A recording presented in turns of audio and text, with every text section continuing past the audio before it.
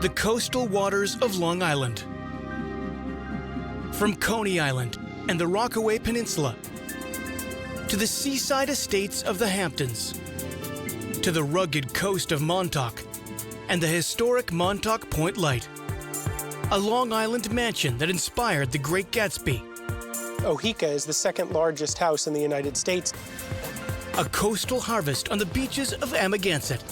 Now our salt has evaporated and we have crystals.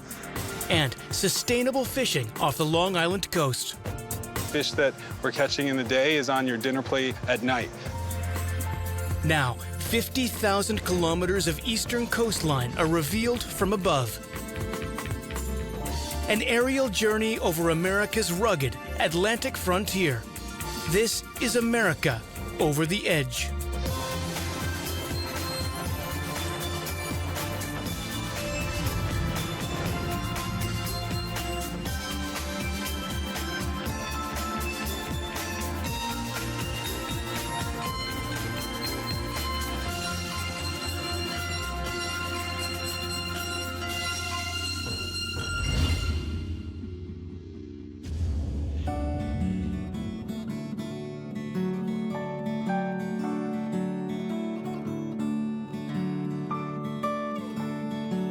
From high over New York Harbor, Coney Island marks the westernmost point of the Outer Barrier. A 120-kilometer chain of islands protecting the Long Island coast. But from the sky, it is clear to see Coney Island is not a true island.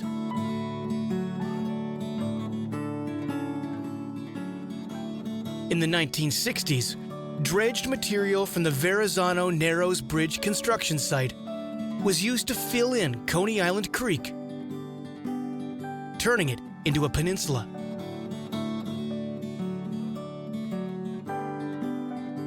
Coney Island has been a tourist attraction for more than a century, with the first hotel built in 1829.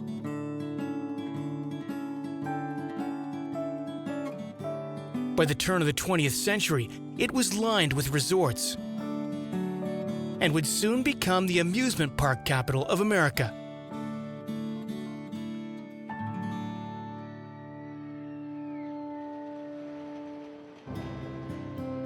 Decades later, from the sky, we get a bird's eye view of the newest Coney Island attraction.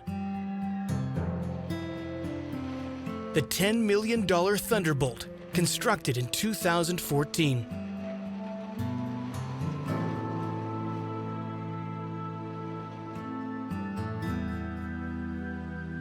Five kilometers southeast of Coney Island, the tip of the Rockaway Peninsula, is the next point of land extending into the waters of the Atlantic.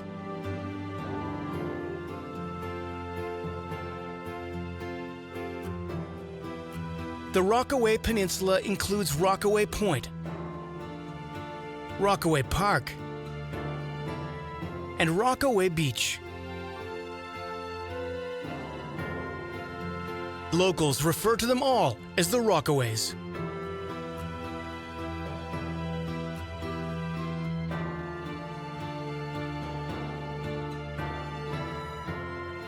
The Rockaways are a key part of the Outer Barrier, protecting Jamaica Bay, one of the many lagoons located between Long Island and the Atlantic coast.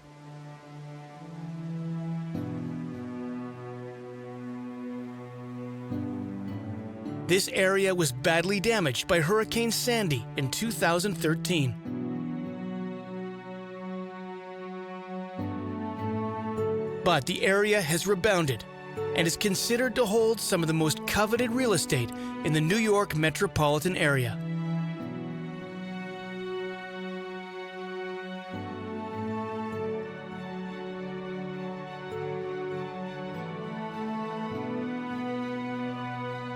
Finally, Long Beach Barrier Island marks another piece in Long Island's Outer Barrier. It is home to a number of distinct communities, including Atlantic Beach, the city of Long Beach, Lido Beach, and Point Lookout.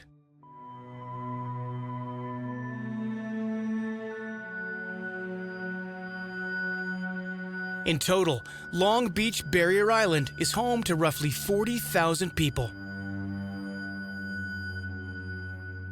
And from the sky, we begin to understand the scope of this geographic anomaly.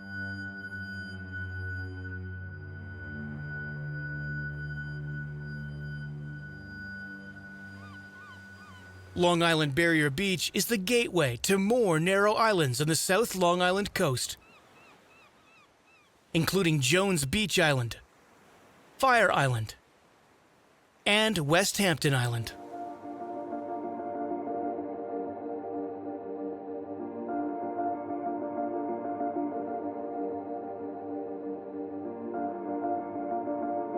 Moving to the north, Execution Rocks Light marks the entrance to Long Island's North Shore.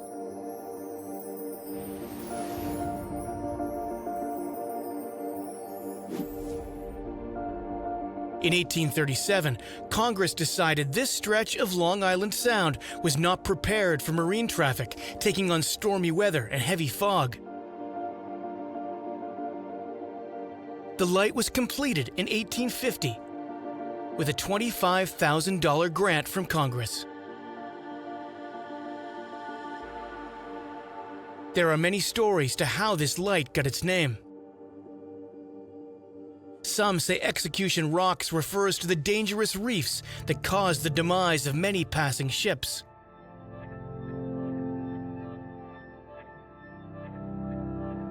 Other stories are more grim. One legend says that during the American Revolution, the British resisted executing colonists for fear it would inflame the American people.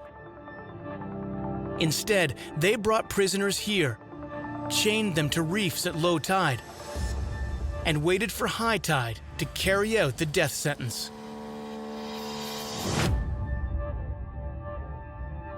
As a result, stories of ghosts haunting the light have spread ever since.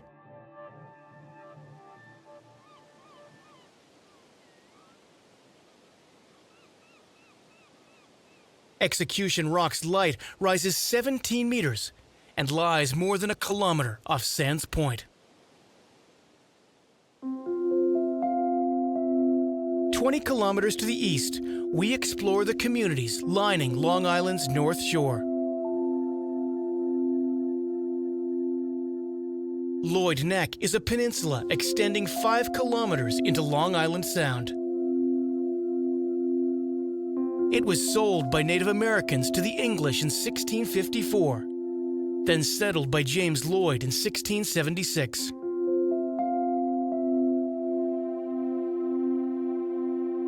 The Native Americans called this area Comset, a legacy that lives on in Comset State Park, covering much of the peninsula today.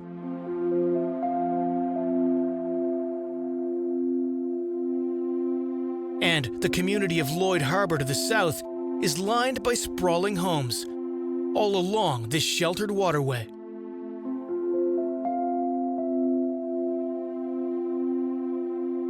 Lloyd Harbor is ranked 26 on the list of richest small towns in America.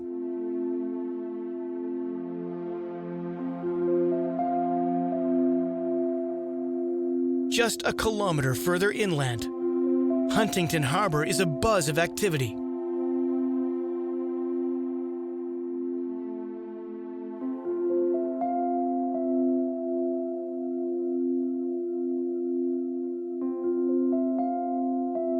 Hundreds of yachts are moored here.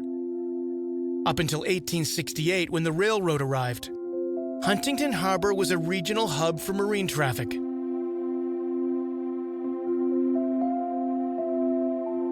Traveling to New York took several days over land, but could be reached by water in a matter of hours.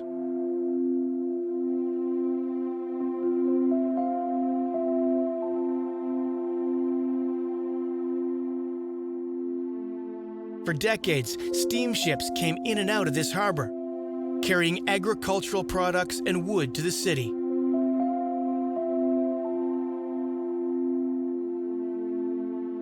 More than a century later, Huntington Harbor is a recreation destination and another wealthy enclave located just off Long Island Sound.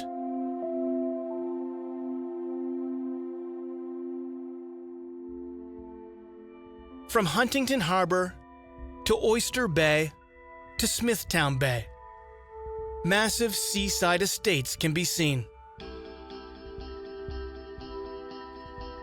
And from above, we gain a true understanding of the concentration of wealth along this shore.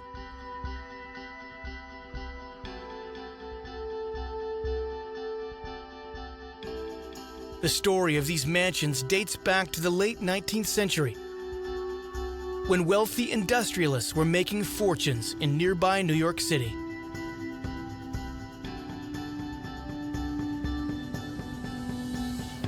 By the turn of the 20th century, the reputation of this shoreline was known all over America. The Vanderbilts, the Astors, and the Guggenheims all congregated here. They built mansions and summer homes along the hilly Long Island North Coast. It even garnered the nickname, the Gold Coast.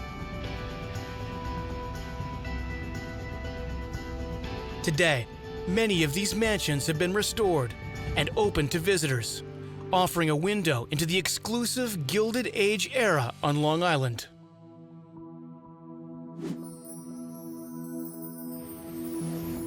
Starting about 1890, the North Shore of Long Island became really the best place to have a country house with close proximity to New York City.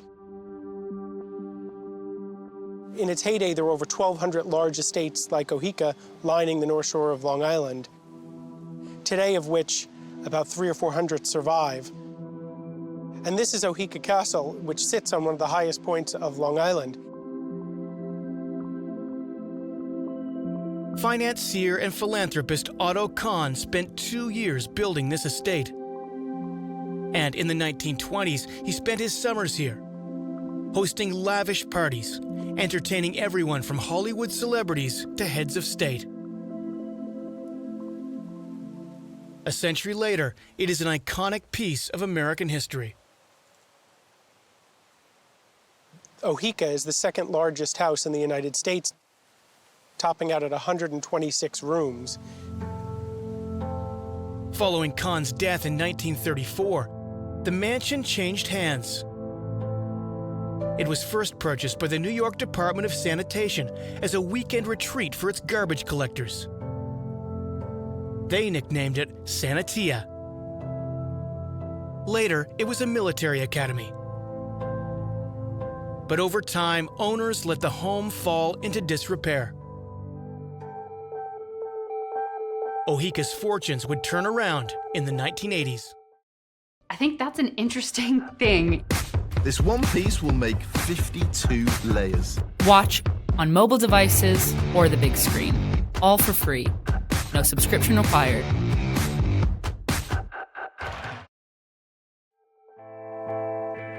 A gentleman named Gary Milius bought the house in 1983 and proceeded to restore the home over the next 20 years, recreating the house and making it as it exists today. Today, Oheka operates as a historic hotel and special events venue. Wonderful place to visit and catch a glimpse of real Gatsby life on the North Shore of Long Island. In its heyday, 30 to 40 servants would have worked here, along with gardeners and cooks. The mansion would have run like a hotel, ready to host dinner parties for hundreds of people at a time. When F. Scott Fitzgerald published the book, The Great Gatsby, in 1924, he was living in Great Neck, Long Island, a short distance from here, about 20 minutes away. He was writing about this lifestyle and the families that were living in these homes like Oheka, which was a time that would never come again after World War II.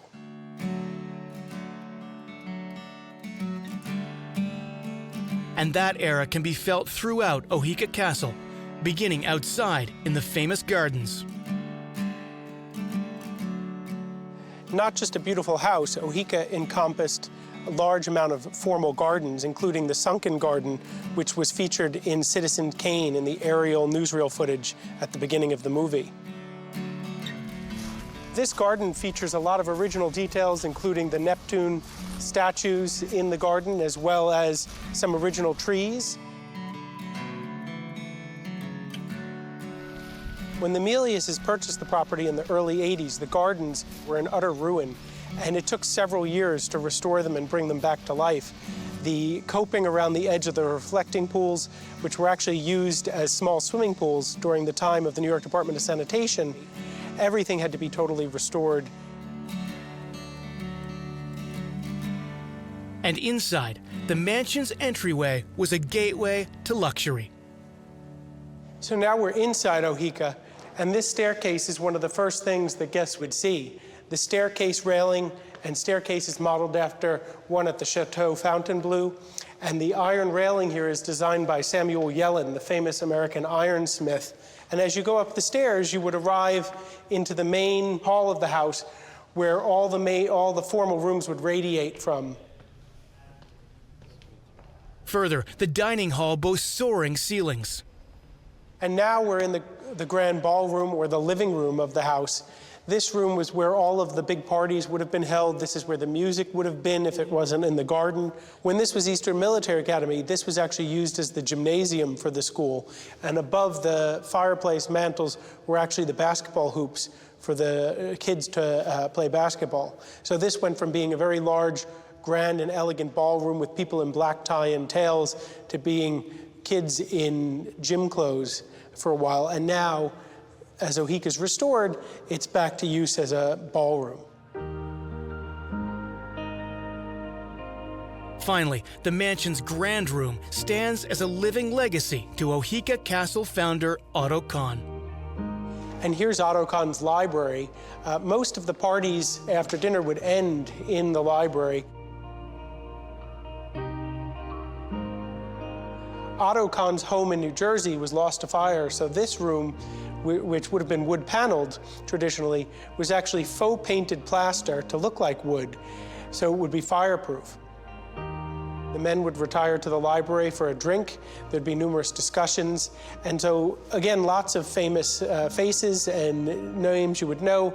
The important power brokers of the day, opera singers, Charlie Chaplin, Douglas Fairbanks, probably sat in this room and had a drink.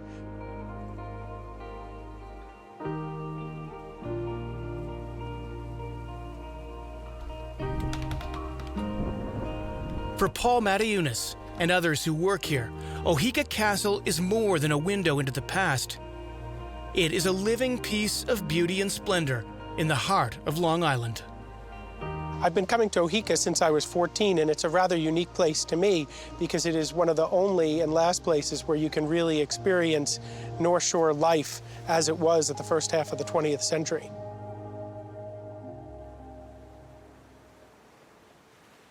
"25 kilometers northeast, we return to the North Shore of Long Island.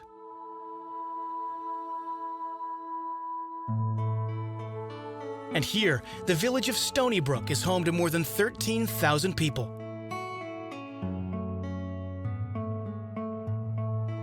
In the 18th century, Stony Brook was a mill town. But with the arrival of the Long Island Railroad in 1870, the community, like much of Long Island, became a getaway destination for residents of New York City. But in 1962, the community was changed forever when the State University College on Long Island relocated from Oyster Bay. It was renamed the State University of New York at Stony Brook. Since the move, Stony Brook has seen incredible growth.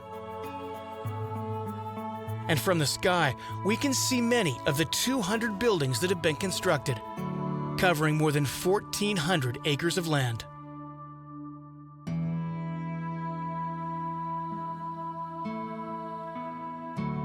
After just 6 decades, the school is considered one of the top 100 universities in America and one of the top 40 public institutions.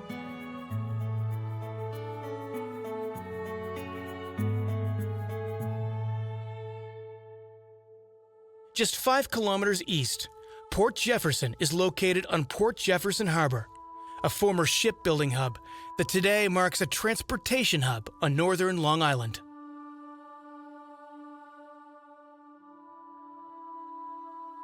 Port Jefferson is a major stop on the Long Island Railway and is home to a marine terminal for the ferry connecting Port Jefferson with Bridgeport, Connecticut, 25 kilometers to the north, across Long Island Sound.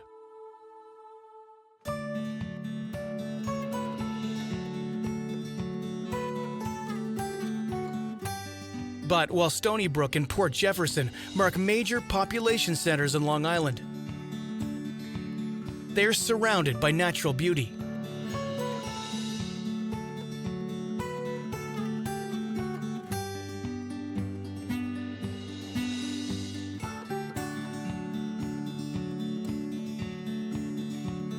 To the west, West Meadow Wetlands Reserve measures 88 acres.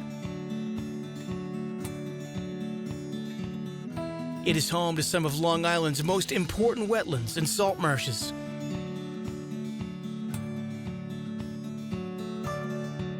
The reserve provides a valuable habitat to endangered shorebirds. And it has also become a popular spot for wildlife photographers.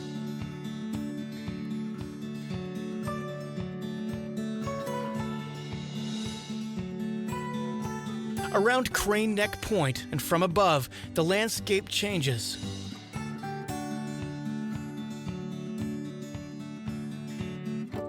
Here we see the vast expanse of Mount Misery Point and McAllister County Park.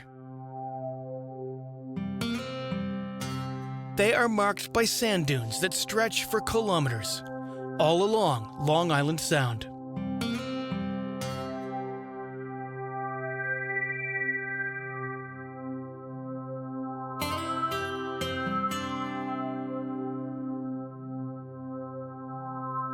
Further east, we reach Rocky Point Pine Barrens State Forest.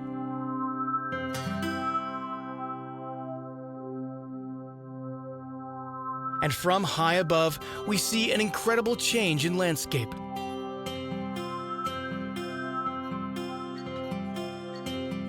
Here, seaside homes are replaced by vast tracts of woodland.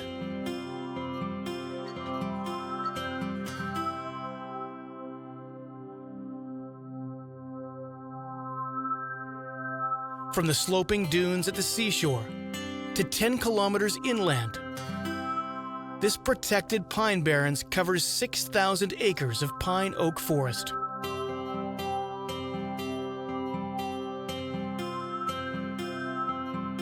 And back to the coast, kilometers of cliffs line Long Island Sound.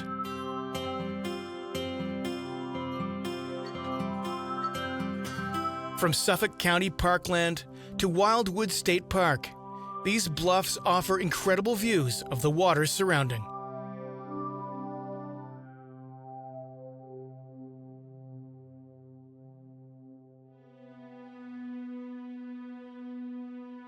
Beyond Wildwood State Park, the geography of Long Island changes dramatically.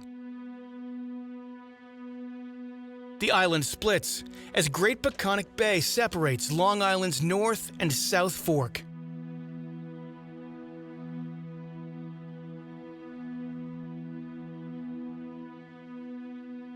Here on the North Fork, the major population centers of Long Island Sound are left behind, replaced by vast tracts of rural countryside.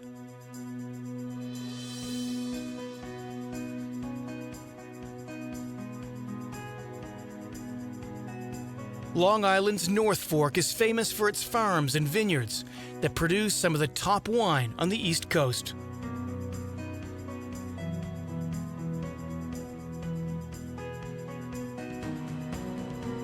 And from the sky, we enjoy a unique view of this region, including Orient Point, located 30 kilometers away, the northernmost point on Long Island.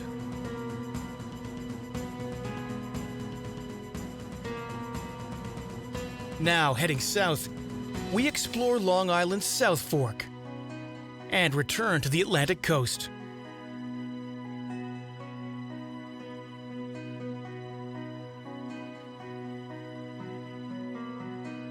Heading across Shinnecock Bay, the beaches of Long Island's southern boundary beckon in the distance.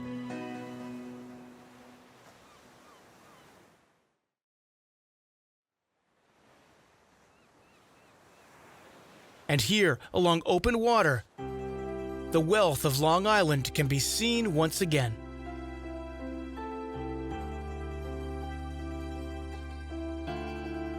These are the Hamptons. Pristine seaside communities that extend 50 kilometers from West Hampton to East Hampton.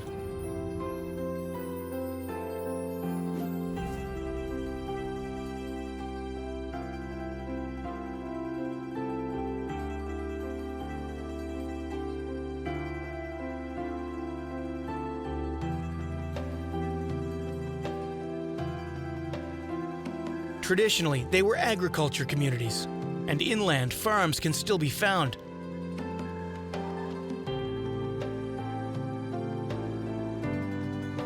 But along the water, it is the mansions that make the Hamptons famous.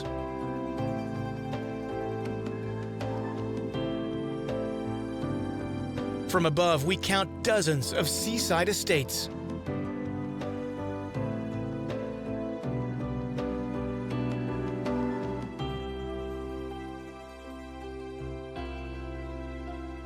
But the crown of the Hamptons is this sprawling estate, built by billionaire Ira Rennert.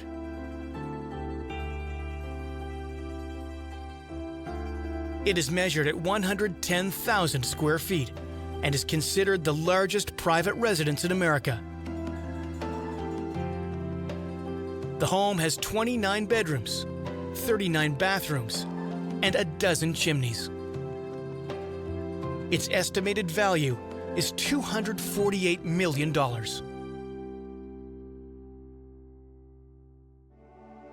In addition to seaside estates, the Hamptons are also home to quaint, quiet communities. Southampton is a popular tourist destination along the South Island coast. It holds a long and storied history, one that is reflected in the shops and storefronts lining the town's main street. This is the Peltro Silver Shop. Southampton was established in 1640, and the shop behind me was built in 1686. It's very much tied with the history of the town of Southampton because it was built, its first purpose was for the whale industry. It was a merchant shop out of which they would sell whale oil, whale bone, cream shaw, all those kind of goods.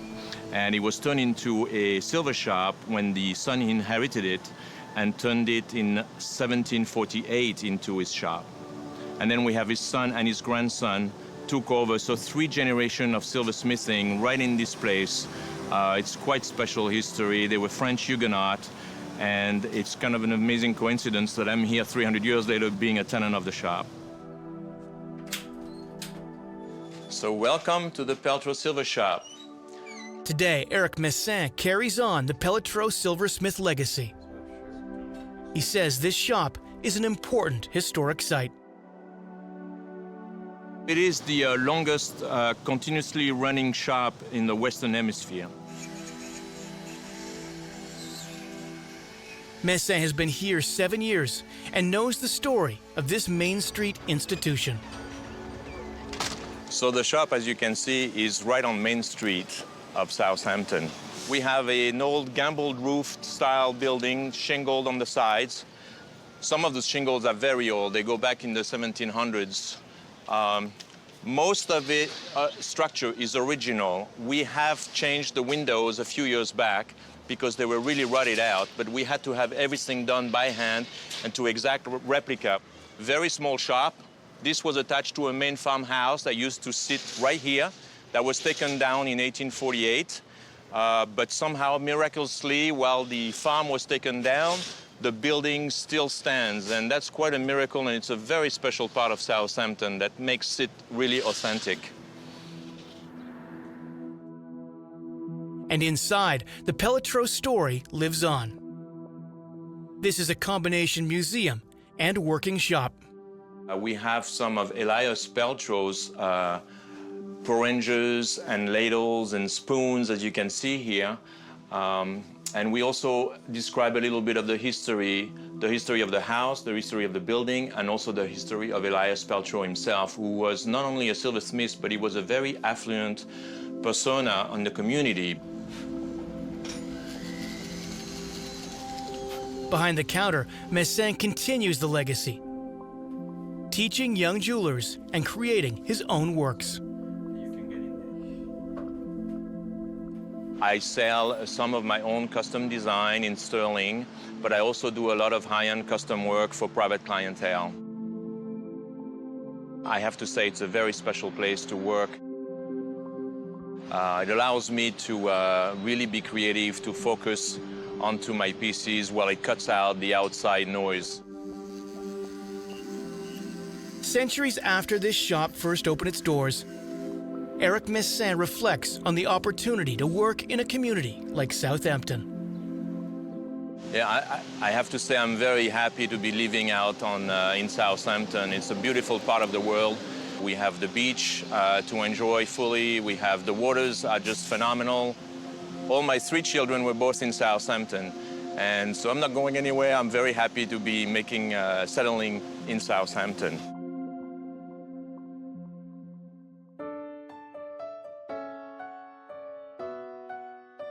And back to the coast, a new business with ties to the sea is thriving. This is the seaside community of Amagansett. Amaganssett's a wonderfully special place in the world. Here we have long, white, sandy beaches, uninterrupted for probably 100 miles. We love it here. It's clean, it's beautiful, it's natural. After years of working in the city, Stephen Judelson found a way to make Amagansett home. I now make sea salt from the Atlantic Ocean. We've been doing this as a hobby for almost 30 years now, as a business for about 5 years. This is a passion that I fell into. For Judelson, his day begins here at dawn, before the hordes of tourists arrive.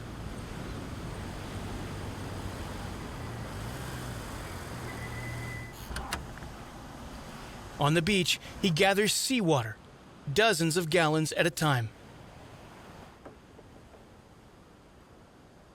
The oceanographers tell us that the shape of Long Island that just sticks out into the Atlantic Ocean and kind of away from the major population centers gives us a very, very pure and clean source of deep water.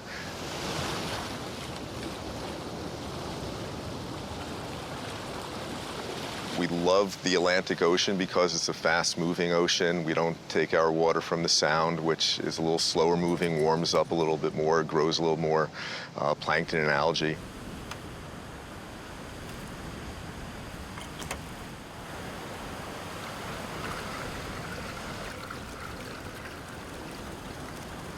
With the day's first task complete, he'll take his liquid harvest a kilometer away to the salt works.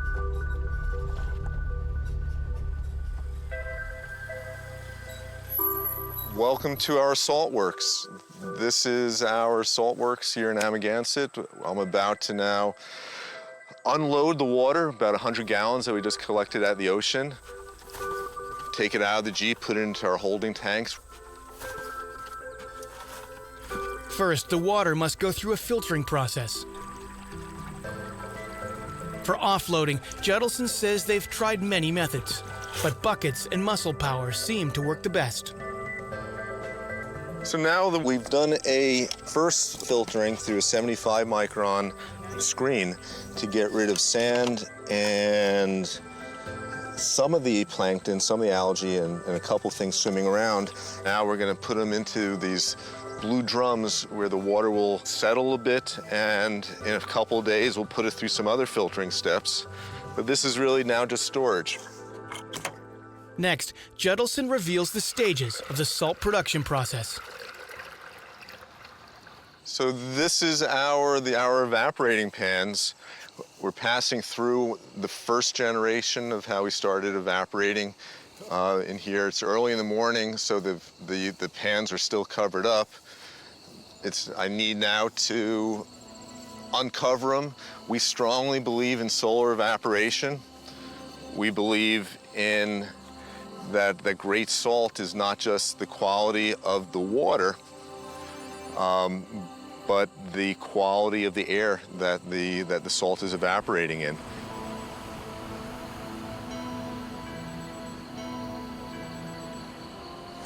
So this is just now ocean water. This is roughly 2.5% salt by weight. Slowly, the water is going to evaporate into the sky, leaving behind the salts. This will continue to get more and more concentrated. In the middle stages of production, they keep the soon-to-be salt covered for protection. So this batch here has been evaporating for a little bit more than a month now, during which time we've added more and more water to it. We've tended the crystals. A couple days ago, we mounded them up to start the drying or to start the draining process, and now it's time for us to collect them. Judelson says artisanal food makers and restaurants throughout Long Island can't get enough of Amagansett salt. Our salt has a noticeably briny flavor as opposed to a salty flavor. I think that's one reason why our salt has been so popular among such some very, very high-end restaurants and food critics. So now our salt has evaporated and we have crystals. So the salt we just harvested, here we need to put it through a couple more steps, including more of a drying process until we get to this material here. This is our near ready-to-go salt. We need to simply pick through this, make sure that it's now as clean a product as possible, what we're happy to sell to, supply and sell to the world, until finally we come to the packaged product, our pure salt, and one of the 14 or 15 different flavored blends that we're currently making. Years after Stephen Judelson made a change and came to Amagansett full-time, he does not regret a moment of his life harvesting salt from these Long Island waters. Amagansett and the east end of Long Island has been a vacation spot for my family since I've been a little kid. I've been coming here with my parents since the 70s, and then being more of a resident with my parents when they built a house out here in the early 80s. Amagansett is just so gorgeous. During the summertime, you obviously have the beach and you have the surf. Year-round, there's shell fishing, there's fishing, there's every type of water sport you can imagine. It's such a beautiful, natural part of New York and part of Long Island.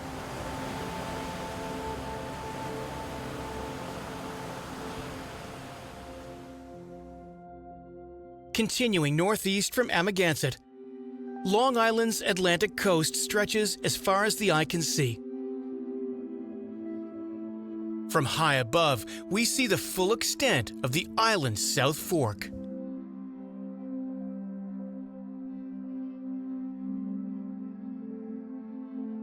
Inland, Great Peconic Bay and Little Peconic Bay gradually recede, replaced by open ocean.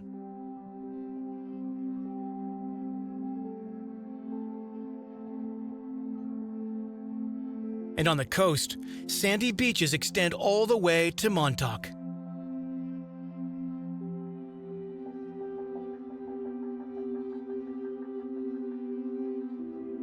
Montauk marks the end of the Long Island South Fork, 189 kilometers from Manhattan.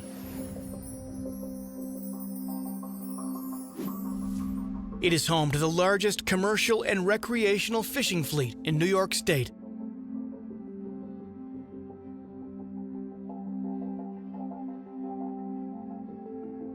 And here, a new kind of fishing operation is underway. Sean Barrett operates Dock to Dish, an organization dedicated to sustainable fishing off Long Island. Statistically speaking, our country is importing over 90% of the seafood that we're consuming here, and over 50% of that is farmed seafood, like from really questionable aquaculture sources, mostly in Asia. We also know that only 2% of that whole 90% is being imported is being inspected. So we realized that there's just a really precarious, dangerous situation happening here with seafood in the United States, and we wanted to bring it back to a simpler time, to what we grew up on here, which is essentially dock to dish. Basically, fish that we're catching in the day is on your dinner plate at night. Barrett learned that while cheap fish are being flown in from overseas, local treasures lie just offshore. Dock to Dish is a community-supported fishery program that now also has a restaurant-supported fishery program and is effectively reconnecting our local communities and restaurants with our local fishery. With Dock to Dish, Barrett has created a system where community members and restaurants buy in for a season's worth of seafood. The only catch is they don't know what they will get. The traditional market system in the United States is a demand-based market system, which is a little backwards if you think about it, where the consumer is demanding from the fishermen certain type of fish that they want. What Dock to Dish has done is implemented a supply-based system, and you've got our American fishermen, Montauk fishermen here, are making the best decisions for what's at peak, most abundant in the ecosystem. And we're getting that to our members in the shortest amount of time period. So it's the freshest, safest, cleanest, healthiest fish that they've ever had. And what that means is that a lot of people on Long Island are trying a lot of new fish. We've greatly broadened the horizons of a lot of our members because there's a lot of healthy, sustainable fish populations here that Americans just don't know about. So they're willing to accept fish like Atlantic gurnard, butterfish, dogfish, all types of species that they've never worked with or seen before. The chefs are also leading this charge. The chefs love working with underutilized species, which we believe is a real key to sustainability because it's applying light harvesting pressure to the whole ecosystem as opposed to just narrowly targeting certain species.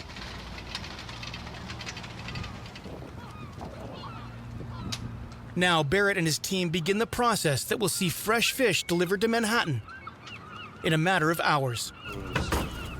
Captain Etzel. All right, so what was in here today? Bluefish? Bluefish. And the same situation using mako sharks on the ebb tide was the rumor. I'm about to unload them if you want. All right, cool. So this is coming out of the water. We'll be in the restaurants within 16 hours max. With the last of the fish on shore, the loading process begins. Right here we've got Captain Adam Crandall's golden tilefish, which we just landed and packed up neatly. As you can see here, this is our easterlymost walk-in cooler, where Noah has put together about 75 pounds of fish for each of our restaurants, came right off the boat.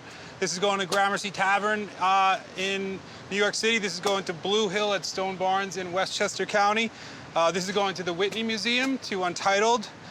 This one's going to the Dutch, which is down in Soho. And so these are what we're looking at. These are golden tilefish, a very deep water species. And what we want to make sure is that these gills are bright red and pink like this. These are the freshest, cleanest, healthiest fish you're going to get. They come from really deep water, and they call it poor man's lobster because they, this saying, you are what you eat.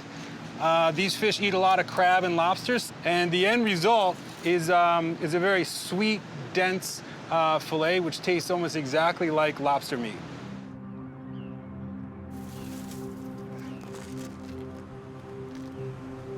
Barrett loads up the van and prepares for the 3-hour journey to Manhattan.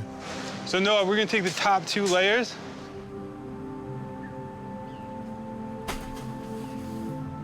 And we first started up, there was a lot of raised eyebrows and questions about what was going on and what were we doing.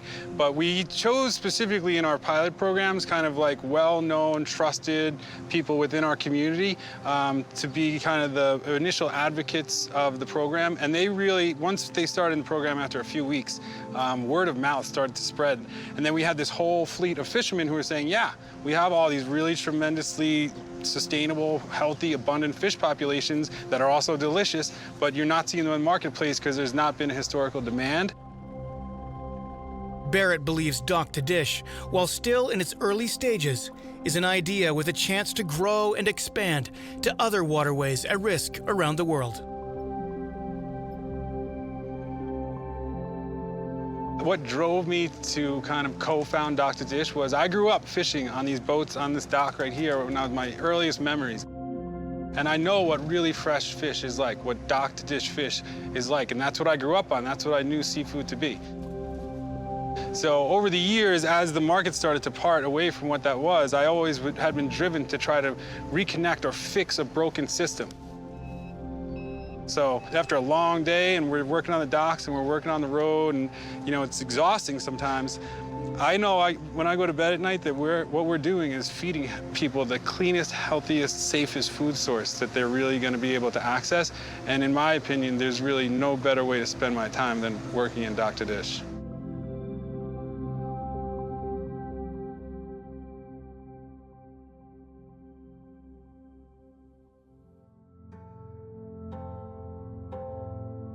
Finally, beyond Long Island, one landmark marks the end of Long Island's South Fork and the easternmost point on Long Island.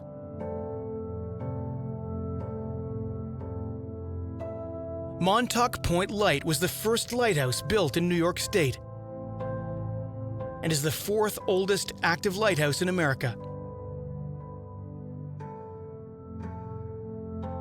It was also the first public works project after the founding of the United States.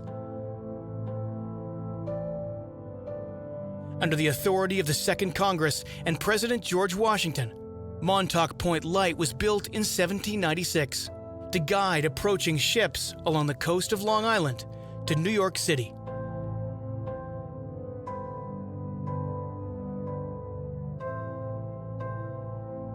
Today, it rises 33 meters and can be seen more than 30 kilometers offshore.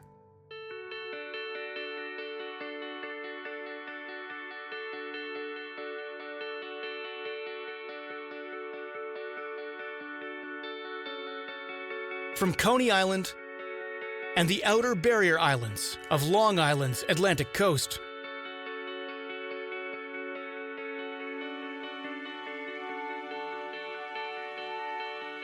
to the mansions and estates of the Gold Coast,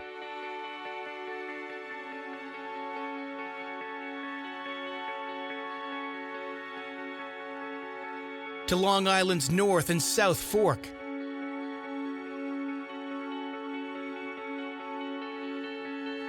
the Long Island coast is steeped in history.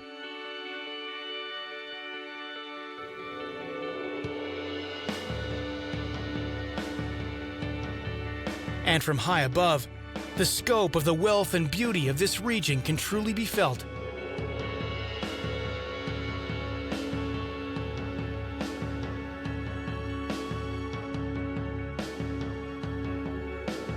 Enclaves and exclusive communities, bounded by pristine nature and scenery.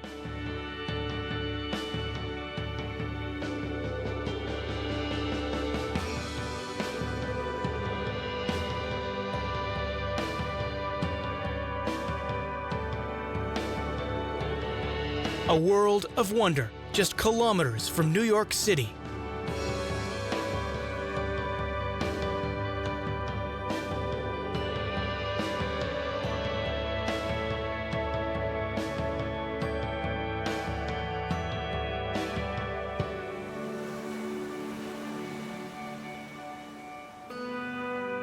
Here on the edge of America.